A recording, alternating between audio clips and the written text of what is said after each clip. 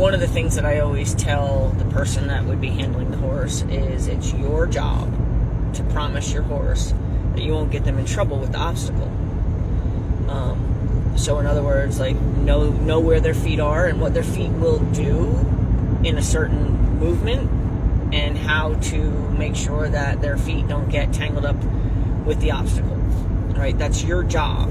When I start working with a new horse, I have to spend some time in my lessons with the horse to teach the horse that I have a plan. And it's my job to explain to the horse that if you listen, I'm going to help you with this, right?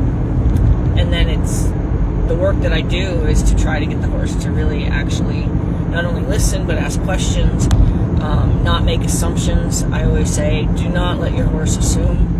Assuming horses can get themselves into trouble. You know, like if they assume they know when you put a cone down that they're supposed to go around the cone or side pass over the cone or whatever, and they try to take over the task, and yet that's not at all what you're going to do with the cone. And that it's your job to make sure the horse doesn't get into trouble. It's your job that they don't get tangled up with the obstacle. They don't get all, twisted up on the cone, or if you're using a pole, they don't get on a pole and then put their back foot on it and the pole rolls out from underneath them.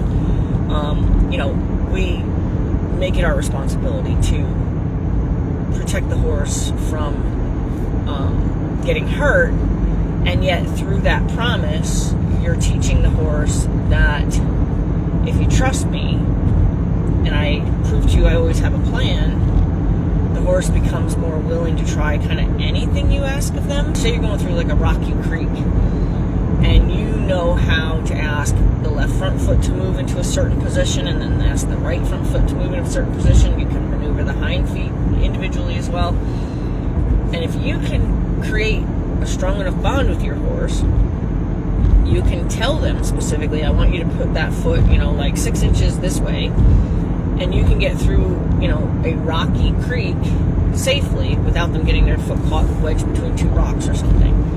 A horse that doesn't trust you is a horse that's going to either try to jump the creek or blast through the creek or run backwards away from the creek, right?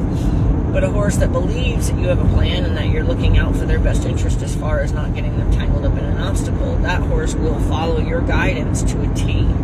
And they'll be willing to try whatever you ask them to do. You don't have to guess. You don't have to try to protect yourself from my mindless requests of you. And that's really what happens to horses, is that, somebody will point them at a jump and not really be that good of a rider or that supportive of a rider, and then they'll get the horse in trouble. They'll make it scary for the horse. Either they'll ride them right up to the jump and the horse has to kind of like bunny hop over the jump, or they'll leap themselves out of the saddle way in advance, forcing the horse to try to keep up with them, and make it a really big jump. And it's just, horses are expected to just try to figure us out. Where my goal, when I try to create partnerships with people and their horses, is to get it so clear that I promise you I will not leave out any information. I promise you will understand everything that I want from you. So I often try to get the people to kind of practice talking to them. So when we're learning sideways, I'll say, you can't go forward, you can't go back, what else can you do? Right? Sideways. Or up and down, of course, but they don't usually choose that option. But it's so this way you're kind of having that.